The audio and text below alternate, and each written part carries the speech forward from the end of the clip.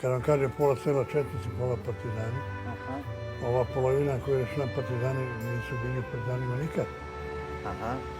A četnici su ostali dan danas tamo.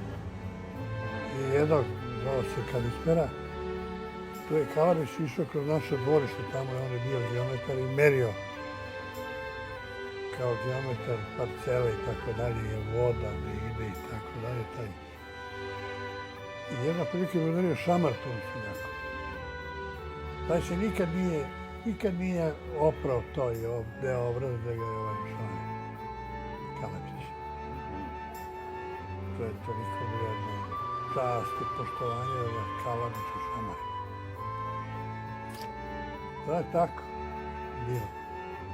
Hoću da kažem da se, ako je nešto postaralo, to su neki verovali duboko. Nema te dubine danas nigdje. Sve je plitko.